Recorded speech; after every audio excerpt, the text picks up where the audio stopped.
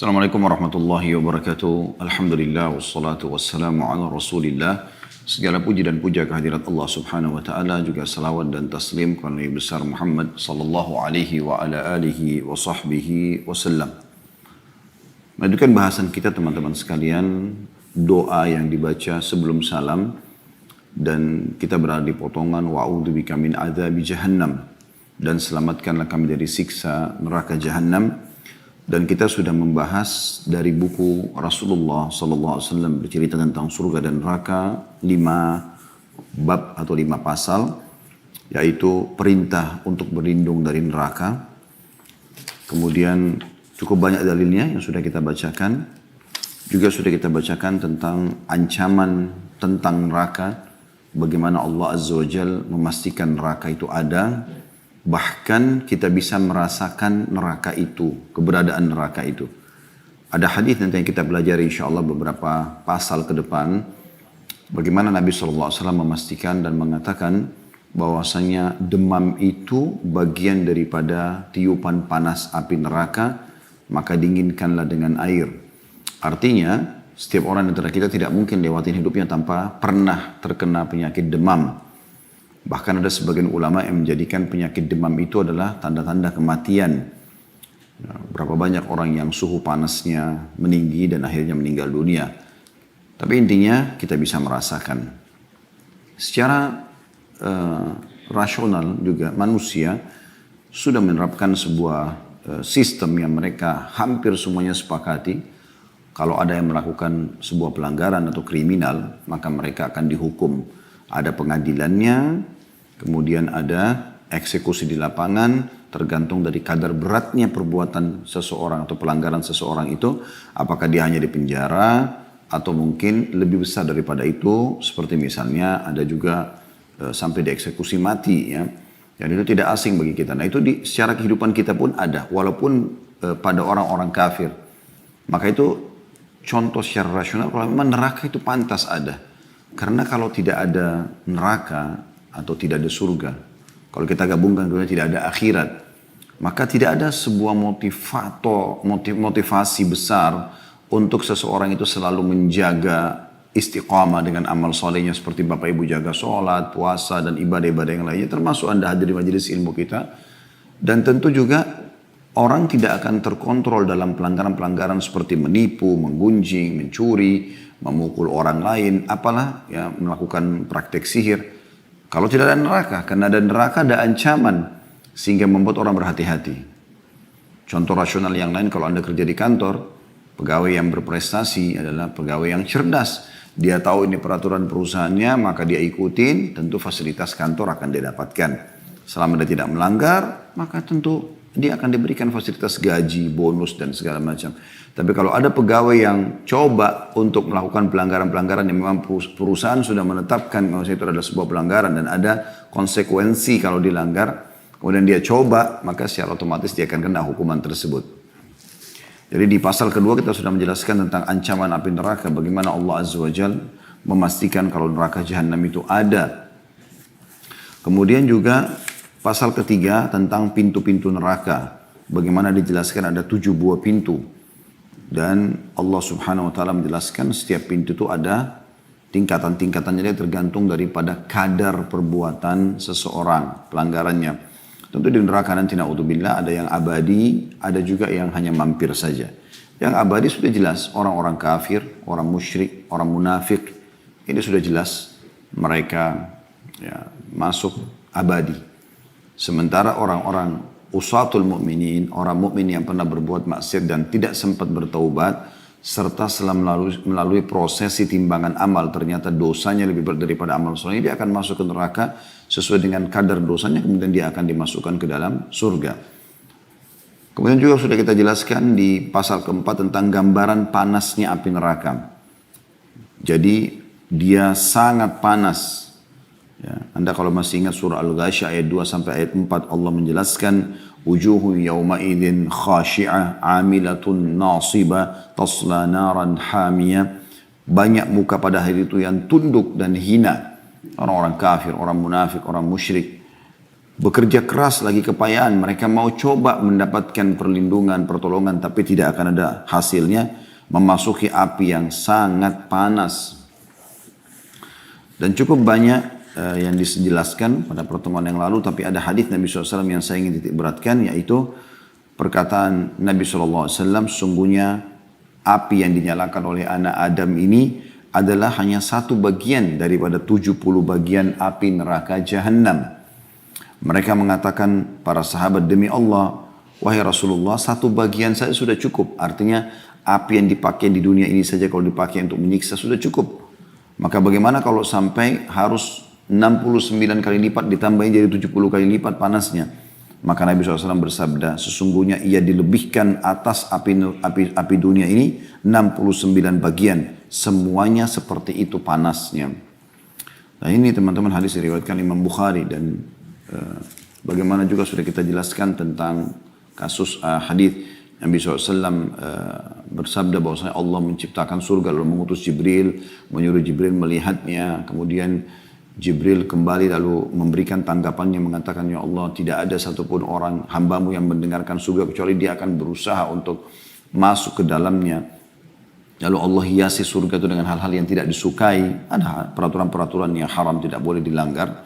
Ada perintah-perintah di saat-saat orang lagi istirahat seperti sholat malam, ibadah-ibadah, sholat isya, sholat subuh, yang membuat orang tidak suka gitu ya. Akhirnya Jibril pun setelah itu disuruh oleh Allah SWT melihat yang kedua kalinya, lalu dia mengatakan, saya tidak menyangka ada hambamu yang bisa lolos masuk ke dalam surga. Lalu Allah ciptakan neraka, lalu Allah suruh Jibril untuk melihat neraka tersebut. Kemudian Allah pun menyuruh Jibril memberikan apa gambaran tentang apa yang dilihat. Dia mengatakan, tidak ada satu orang pun hambamu yang mendengarkan kecuali dia akan selamatkan diri, karena luar biasa api yang bergejolak, lahar, nanah, ya. Nanti kita akan lihat pasal-pasal ke depan, makanan ahli neraka dan minuman mereka, jenis-jenis siksaan yang akan ditimpahkan kepada mereka, naudzubillah, sesuatu yang di luar akal manusia, siksaan yang luar biasa gitu. Sampai saya sempat berikan gambaran ke teman-teman kemarin atau pekan yang lalu, bagaimana kalau seseorang itu hanya sekedar ditonjokin saja, udah sakitnya luar biasa gitu, sekali dua kali misalnya, apalagi sampai beberapa kali sampai babak belur. Bagaimana dengan kalau orang itu dari semua sisinya ada api, atas, bawah, depan, belakang, tidak ada tempat untuk dia bisa selamat dari panasnya api yang 69 kali lipat lebih panas daripada api di dunia ini. Ya, dan saya sudah kasih gambaran, bukan api seperti korek gas kecil, tapi kita ambil api yang terpanas yang digunakan ya, di muka bumi ini, ya seperti lahar-lahar yang ada di gunung berapi. Misal contoh dengan suhu yang sangat luar biasa, nah itu yang dijadikan tolok ukur, maka 69 kali lipat lagi lebih panas daripada itu. Maka kemudian Allah Subhanahu wa taala menghiasi neraka dengan hal-hal yang disukai, ya, menipu orang, berfoya-foya, melakukan kemaksiatan, berzina dan segala macam. Maka Allah pun menyuruh Jibril untuk lihat lagi, lalu Jibril mengatakan, saya tidak menyangka ada hambamu yang bisa lolos dari neraka. Kemudian juga sudah kita jelaskan pasal kelima tentang warna neraka Jahannam. Bagaimana dijelaskan oleh Abu Hurairah radhiyallahu anhu, sebuah riwayat yang harus menggetarkan hati setiap orang beriman. Karena ini informasi disampaikan oleh seorang sahabat Rasulullah SAW, orang yang dipilih oleh Allah, lahir dan hidup di masa itu, kemudian beliau belajar Islam, lalu beliau dimudahkan oleh Allah Subhanahu Wa Taala menjadi orang yang paling banyak meriwayatkan hadis. Beliau mengatakan neraka telah dinyalakan selama 1000 tahun sehingga menjadi merah. Kemudian dinyalakan selama 1000 tahun sehingga menjadi putih. Anda biasa lihat kalau api sudah atau bara api biasanya kalau sudah terlalu panas berubah kayak seperti agak putih ya. Kemudian dinyalakan selama 1000 tahun selanjutnya sehingga menjadi hitam. Ia hitam seperti malam yang gelap.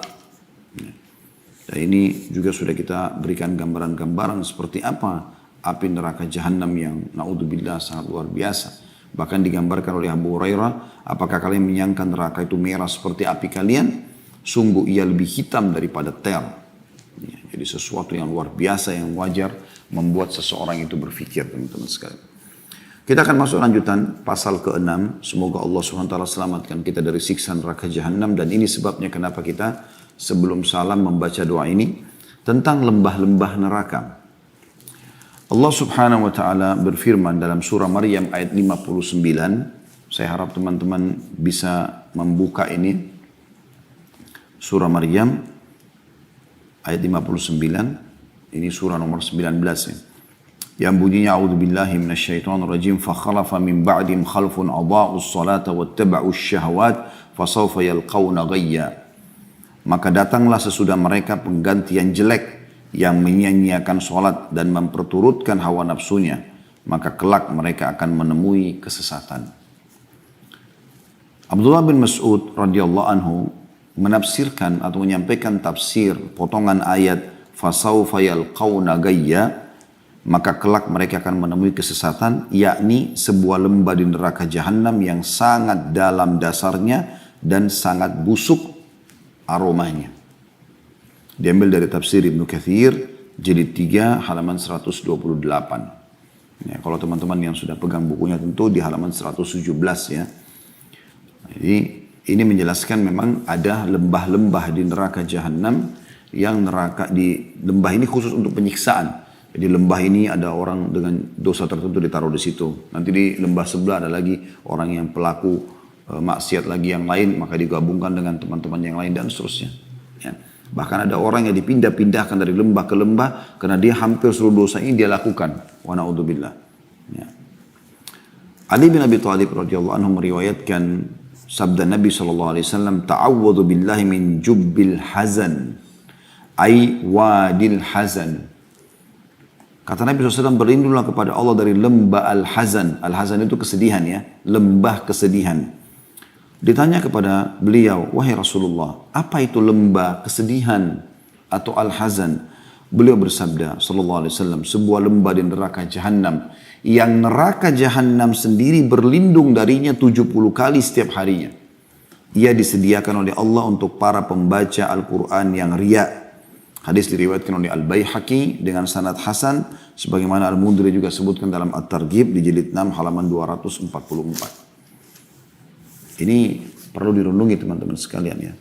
Bahwasanya bagaimana Allah subhanahu wa ta'ala menyiapkan siksaan bagi orang yang ibadah tapi untuk makhluk. Bukan untuk Allah subhanahu wa ta'ala. Atau dia melakukan syirik. Riya kan syirik. Dia baca Quran hanya untuk dikatakan dia tuh qari, dia pembaca Quran atau suaranya bagus, atau dia hafidh. Ya. Dia sholat hanya untuk dipuji dan seterusnya. Maka ini teman-teman sekalian, sebuah lembah di api neraka khusus untuk itu. Kenapa Nabi SAW mengingatkan sahabat berlindunglah dari itu? Bukan berarti lembah huzun ya, atau hazan ya, kesedihan ini adalah lembah yang paling berat siksanya, bukan. Karena memang yang Nabi SAW sedang hadapi audiensnya adalah para sahabat. Ridwanullah alaihim, yang mereka memang sangat cinta dengan Allah dan Rasulnya, mereka sangat cinta dengan Al-Quran, mereka tiap hari baca Quran. Maka Nabi SAW ingatkan. Karena mereka suka baca Quran, hati-hati kalian. Berlindung kepada Allah dari lembah di neraka namanya lembah kesedihan. Lembah kesedihan. Karena dia disiapkan untuk para pembaca Quran yang riya. Ada sebuah riwayat yang lain teman-teman sekalian, tapi riwayatnya cukup panjang. Saya coba langsung baca terjemahnya, tidak menyebutkan lagi bahasa Arabnya. Kata Nabi SAW, ada 3 golongan yang paling pertama Allah hisab hari kiamat. Dan ini adalah orang yang paling pertama dimasukkan ke dalam api neraka. Yang pertama adalah seseorang yang membaca Al-Quran. Pembaca Al-Quran. Yang didatangkan pada hari kiamat, kemudian Allah subhanahu wa ta'ala memperlihatkan kepadanya tentang nikmat yang Allah berikan. Artinya suara dia yang indah, dia bagaimana menghafal 30 juz, dia bagaimana menjadi imam di masjid, dan segala macam hal. Lalu dia kenal nikmat itu. Dia tahu. Lalu Allah subhanahu wa ta'ala bertanya, apa yang kau lakukan dengan nikmat yang aku berikan itu? Dia mengatakan, ya Allah, aku selalu membaca Al-Quran di malam dan siang hari karena kamu. Kata Allah subhanahu wa ta'ala, kamu telah berdusta. Kamu membaca Quran agar dikatakan seorang yang qari', seorang pembaca, suaranya indah, penghafal hafid, penghafal Quran. Dan sudah diucapkan, apa yang kau inginkan dari pujian manusia sudah diucapkan. Lalu kemudian Allah pun memerintahkan malaikat untuk menyeret wajahnya dan dilemparkan ke dalam api neraka. Kemudian yang kedua, seorang yang Allah subhanahu wa ta'ala mudahkan dia untuk berjihad. Dianggap mati syahid oleh teman-temannya. Yang didatangkan lalu dilihatkan nikmat-nikmat Allah pada dia. Bagaimana dia punya keterampilan perang, bagaimana dia punya keberanian, bagaimana dia menerobos pasukan musuh, bagaimana segala macam.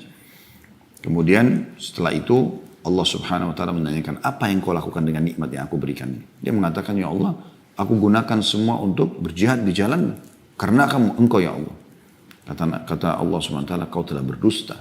Kau lakukan supaya kau dikatakan seorang yang pemberani, perkasa, pujian manusia yang sepanjang lidah yang dia kejar.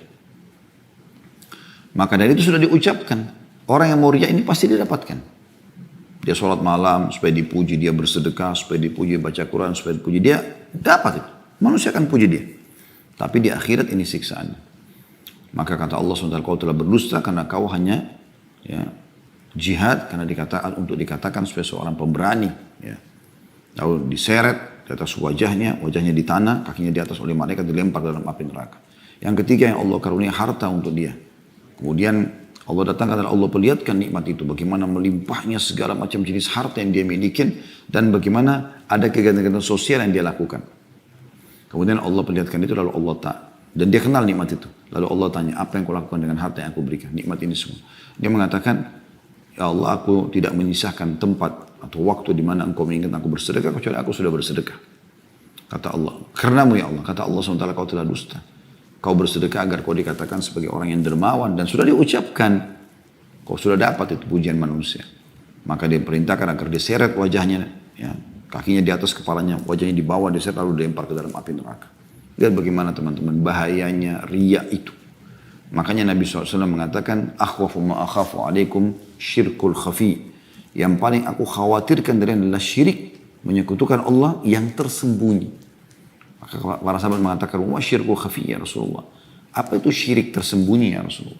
Kata Nabi SAW, arya, pamer, mau ibadah supaya dilihat oleh orang. Cirinya orang seperti ini, dia selalu melanggengkan ibadah kalau sedang dilihat. Kalau sendirian dia tidak akan melakukan. Dan kalau dia sudah melakukan, walaupun baru ibadah sedikit, sudah hampir seluruh orang mengetahuinya. Semua orang dia sampaikan. Maka ini tentu saja teman-teman sekalian, berbahaya sekali. Ya. Ini menceritakan tentang adanya lembah di dalam neraka jahanam. Tentu dalam buku kita tidak disebutkan, tapi ada pendapat sebagian ulama tafsir tentang surah Al-Humazah yang Allah SWT mengatakan wailun likulli humazatin lumazah, kecelakaan. Wail itu maknanya banyak, kecelakaan, kehancuran, kebinasaan. Ya. Dan ada juga maknanya adalah lembah di api neraka untuk penyiksaan. Untuk semua orang yang menceritakan aib orang lain dengan lisannya dan mencontohkan aib orang lain dengan perilakunya atau sikapnya. Ya. Ini teman-teman di YouTube bisa nonton, ada tafsir surah Al-Humazah yang sudah panjang lebar kami sampaikan insya Allah. Kemudian pasal selanjutnya tentang masalah kerak Jahannam atau tempat yang paling dasar. Bisa kita bahasakan yang paling berat sebenarnya siksaannya. Allah sebutkan dalam surah An-Nisa ayat 145 yang bunyinya A'udzu billahi minasyaitonir rajim.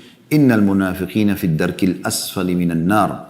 Sesungguhnya orang-orang munafik itu ditempatkan pada tingkatan yang paling bawah dari neraka. Kenapa orang munafik yang paling berat teman-teman sekalian? Karena begini alasannya. Kalau orang kafir, jelas dia bahkan mengiklankan dirinya tidak bersama dengan orang muslim. Kafir. Dia iklankan agamanya, dia nyata-nyata, dia lakukan ibadahnya, seperti itulah. Maka kita tahu ini orang kafir. Orang muslim juga atau orang mukmin juga jelas. Mereka melakukan ibadah mereka sesuai dengan panduan wahyu. Tapi orang munafik ada di tengah-tengah. Dia enggak jelas.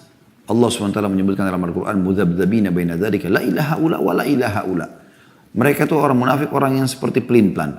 Enggak ke orang kafir, enggak ke orang beriman. Dia lihat mana maslahat. Orang-orang kafir banyak tertipu dengan mereka. Seakan-akan orang-orang munafik ini golongan mereka. Padahal sebenarnya tidak. Ya. Kapan orang kafir tidak ada maslahat mereka, maka mereka tinggalkan. Kapan orang beriman tidak ada masalahnya, maka mereka tinggalkan. Tapi mereka cenderung ya, dekat dengan orang-orang beriman. Maksudnya mereka mengikuti pakaiannya, julukannya, agamanya, dan segala macam. Maksudnya dijulukan ini nama ya. Dia tidak menyatakan dirinya kafir. Dan ini berbahaya sekali. Bagi orang beriman berbahaya karena kita kalau lihat dia, kita nggak tahu ini muslim atau bukan. Di zaman Nabi SAW menyebar di tengah-tengah lingkungan kaum muslimin. Mereka ada tengah walaupun Nabi SAW tahu, tapi Nabi tidak membongkar kedok mereka kecuali di akhir ya, hidup beliau Sallallahu Alaihi Wasallam. Setelah pulang dari perang Tabuk, dan ini panjang lebar sudah kami jelaskan di kajian Sirah Nabawi, Anda bisa lihat di playlist perang Tabuk. Kami jelaskan panjang lebar tentang makna ayat-ayat Al-Quran yang turun dalam surah At-Taubah, di mana sebenarnya perang Tabuk kata ulama tafsir adalah lebih kepada pembongkaran kedok orang-orang munafik. Karena tidak terjadi interaksi perang dengan orang-orang Romawi pada saat itu di wilayah Tabuk. Tapi Allah SWT mempermalukan orang-orang munafik. Dibuka kedoknya mereka. Dan Nabi SAW setelah pulang, Nabi SAW langsung mengatakan, hari ini aku akan menunjuk, siapa yang aku tunjuk dia munafik keluar dari masjid. Kata Nabi SAW, fulan berdiri, fulan diusir dari masjid. Selama ini Nabi SAW tutupin mereka. Sampai Umar bin Khattab pernah menemui seseorang lagi menangis depan pintu. Kemudian Umar bin Khattab bertanya, ada apa denganmu? Dia mengatakan, Rasulullah SAW memasukkan aku dalam salah satu orang munafik. Maka Umar bin Khattab mengatakan, tabban lak, kecelakaan buat kamu. Dia luar biasa hidup bersama Nabi SAW, melihat Nabi tapi bisa jadi munafik. Ini bahaya. Oleh karena itu, mereka tahu wahyu, mereka melihat wahyu itu. Mereka bahkan mengaku dalam kehidupan sehari-hari, bahkan di KTP aja kalau kita di zaman sekarang muslim, paspornya muslim. Tapi munafik. Makanya mereka di tempat yang paling dasar dari neraka itu. Selanjutnya dikatakan oleh penulis Khalid bin Umair menceritakan Utbah bin Ghazwan radhiyallahu anhu pernah berkhutbah dengan mengatakan, disebutkan kepada kami bahwa batu dilemparkan dari pinggir jahanam lalu jatuh di dalamnya selama 70 tahun sebelum mencapai dasarnya. Demi Allah ia akan penuh. Apakah kalian heran? Utbah bin Ghazwan radhiyallahu anhu sahabat Nabi yang mulia, terkenal dengan kesolehannya. Ini juga sudah kami jelaskan. Anda kalau kembali ke playlist YouTube insya Allah, cari kajian serial sahabat Nabi. Sudah ada 40 orang sekian yang sudah kami bedah. Alhamdulillah. Semoga Allah ikhlaskan niat kita dan semoga Allah mudahkan kita menyelesaikan sisanya sahabat-sahabat Nabi supaya kita bisa ambil ibrah dan pelajaran. Allah mengekalkan kisah mereka dan kita bisa menyimak, membaca sampai kuping-kuping kita supaya kita mengikuti langkah-langkah mereka. Bukan mustahil kita seperti mereka. Karena siapa yang mengikuti orang yang sudah sukses, orang yang juara, ya, maka kita juga akan mirip dengan dia. Dan sampai mengikuti orang yang gagal, maka dia juga akan gagal. Nah, Anda kalau pilih menjadi orang seperti Abu Bakar, Umar, Uthman, Ali, Utbah bin Ghazwan, dan sahabat-sahabat Nabi yang lain, Ridwanul Alim, maka Anda akan bersama mereka. Atau Anda ikuti Abu Lahab, ya, Abu Jahal, Utbah, ya, bin Rabi'ah, Syaibah bin Rabi'ah, ya, Umayyah bin Khalaf, dan seterusnya. Atau Abu Lahab, maka Anda akan sama dengan mereka. Maka Utbah bin Ghazwan menceritakan radhiyallahu anhu, bagaimana beliau memberikan gambaran bahwasanya keraknya neraka jahanam itu dalam sekali.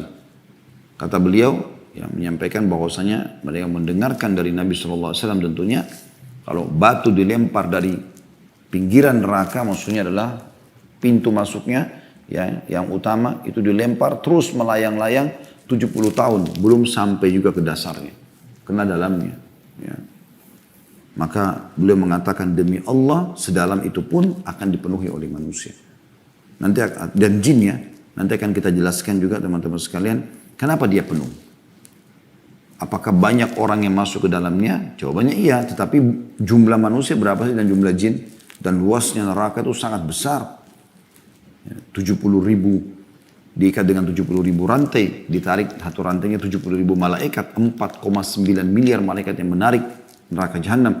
Seluruh manusia dan jin pun dilempar, masih banyak tempat yang kosong.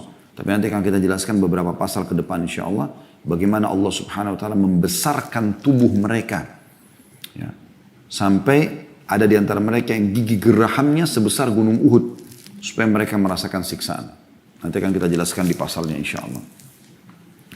Selanjutnya Al-Hasan Basri rahimahullah, salah satu ulama tabi'in yang masyhur, mengatakan Umar bin Khattab radhiyallahu anhu pernah mengatakan, perbanyaklah mengingat neraka karena apinya sangat panas, dasarnya sangat dalam, dan alat pemukulnya terbuat dari besi.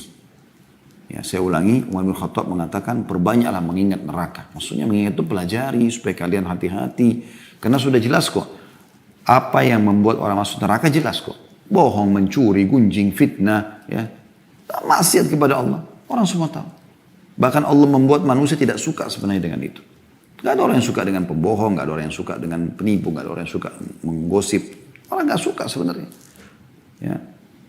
Jadi Allah SWT buat itu penyebab masuk neraka. Dan Allah sudah turunkan syariat untuk wahyu untuk menyampaikan tentang dosa-dosa dan hukumannya. Begitu juga dengan surga tentunya. Allah SWT sudah jelaskan amal-amal apa yang bisa membawa ke dalam surga yang abadi, kenikmatan yang luar biasa gitu. Ya. Dari jujur, dari amanah, tanggung jawab, bakti sama orang tua, jenguk orang sakit, sholat, puasa, zakat, dan seterusnya. Maka Umar bin Khattab mengatakan, perbanyak mengingat neraka. Seperti ini sekarang kita mengingat neraka, kita pelajari pasal demi pasal. Bagaimana keadaan neraka supaya tergambarkan depan mata kita sesuai dengan Al-Quran dan Sunnah. Karena apinya sangat panas. Dasarnya sangat dalam. Dan alat pemukulnya terbuat dari besi. Allah musta'an. Selanjutnya Abu Hurairah juga menceritakan radhiyallahu anhu, kami tengah berada di sisi Nabi SAW, lalu kami mendengar suara gemuruh.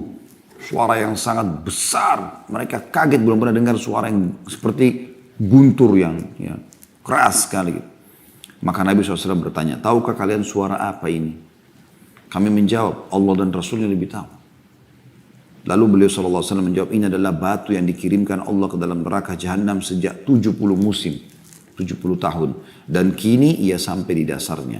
Hadis diriwayatkan oleh Imam Muslim di 17 halaman 179. Artinya memang dalamnya luar biasa. Tempatnya orang munafik yang kedalaman 70 tahun itu. Jadi kita bisa bayangkan teman-teman sekalian kalau seluruh ruangan itu, ya misalnya ada sebuah lubang, kita buat lubang, anggaplah 10 meter aja kita buat lubang, lalu kita buat apinya dari dasar, api itu terus memenuhi lubang tersebut sampai ke atas. Kira-kira mana yang paling panas? Bagian atas kah? Bagian tengah kah? Atau bagian bawah kah? Otomatis bagian bawah, itu kan? Karena di situ sumber apinya.